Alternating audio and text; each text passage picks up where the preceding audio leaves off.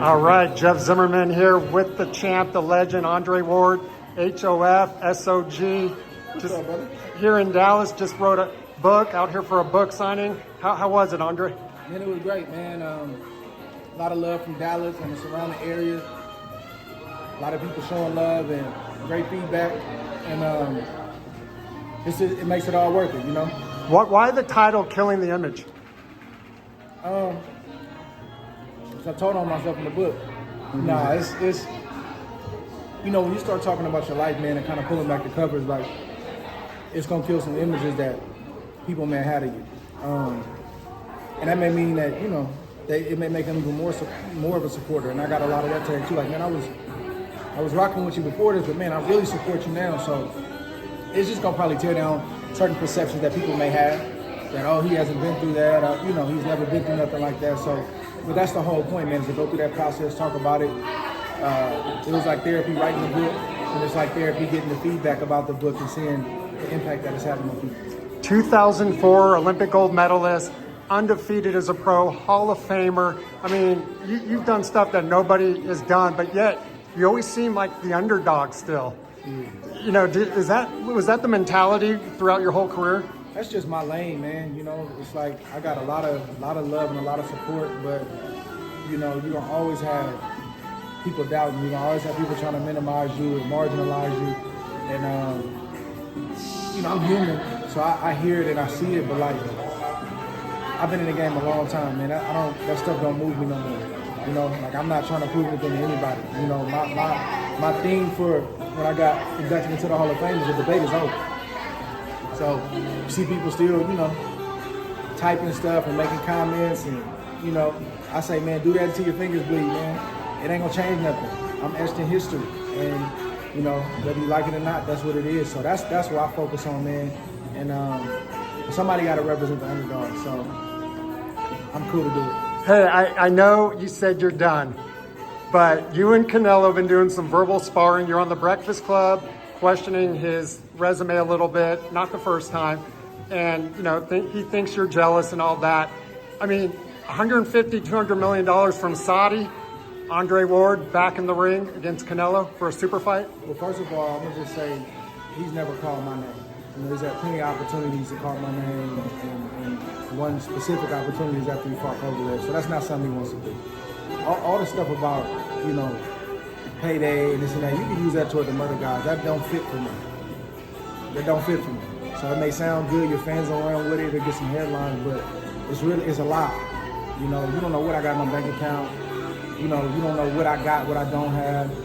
And you're not gonna get me to stop speaking about something that's true because you're mad about it. And I don't think he realizes that shows a lot of mental weakness, man, when that's your first reaction. You know what I mean? Yeah. So if Mike Tyson says something about you that you don't like, you gotta be able to sit up under that and either take it or have a response that warrants what's being said about you. But the first thing he does is go try to attack Mike Tyson. It's like, bro, there's videos of you inebriated around the internet. So I don't stand for that stuff, man. Nobody's gonna silence me in this sport. A fan base, a fighter, and if I'm asked about something or if I'm gonna bring something up, I'm gonna talk about it. Qualified to talk about it. It's facts. And you're not gonna move me off my mark because you accuse me of hating somebody. You can't make me hate nobody.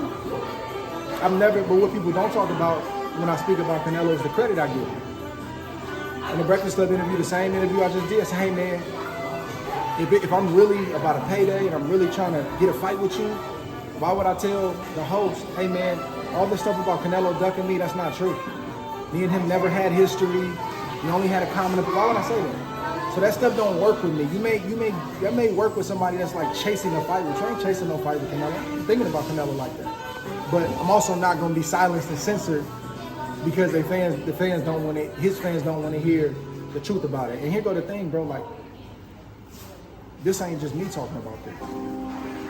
Any other fighter would ask for $150 million or $200 million to fight somebody. What you think would be said if Floyd did that? Terrence did that? Or anybody did that? So you don't get no pass because you Canelo. You're gonna be called out like everybody else. whether you like it or not. Will this be a stain on his career if he doesn't fight Benavidez? Listen, man, it's not just the Benavidez thing. It's stuff been happening throughout his career, you know? And I have always, I'm not like, here go the thing, bro. Like, I can walk and chew gum at the same time. I've been commentating a long time. I've been speaking out about things, and I don't speak out about a lot of things that I see. So I'm not trying to garner headlines.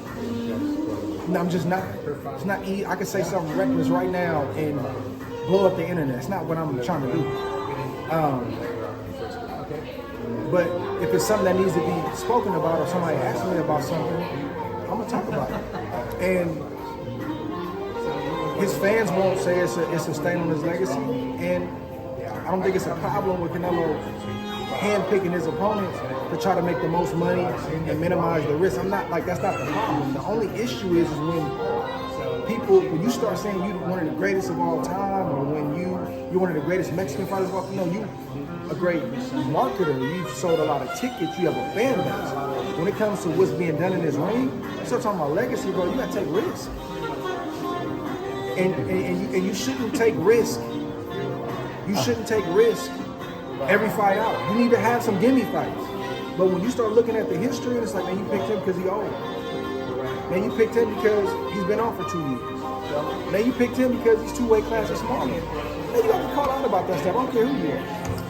Hey, Champ, welcome to Dallas, man. This is JJ Solomon. What's up, Spit Market Podcast. We appreciate you being here, man. Yes, sir. Big congrats on the book release. Thank you. Just one quick question.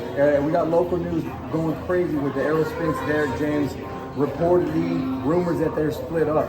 What are your thoughts on that? If the rumors are true, where does Errol land? Is this a good or bad move for Spence? I can't really speak on that because I don't know what they got going on. You know, I just wish them both the best. And I rock with Derek. I rock with Errol. I really like Errol.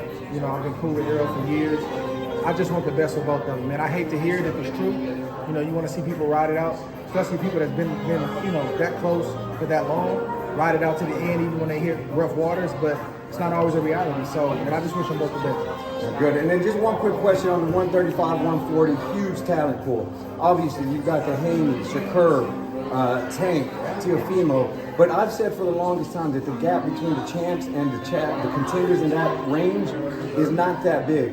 Who do you think? Obviously, we know you're big on Shakur, but 10, 15 years from now, who are we talking about as the king of that weight range? They got to fight. They got to fight. They got to mix it up, and they got to fight because it's just all speculation.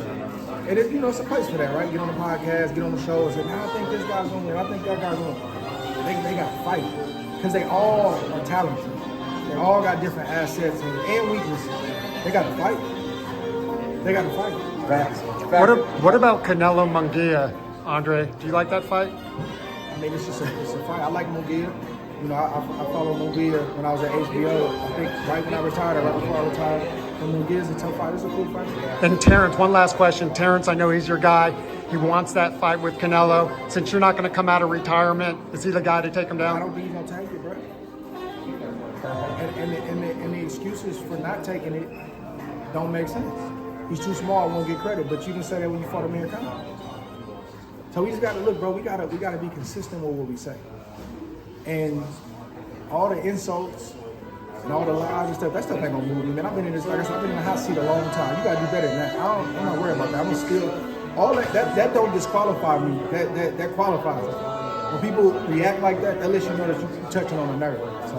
Andre, thanks for coming out, man. Appreciate it.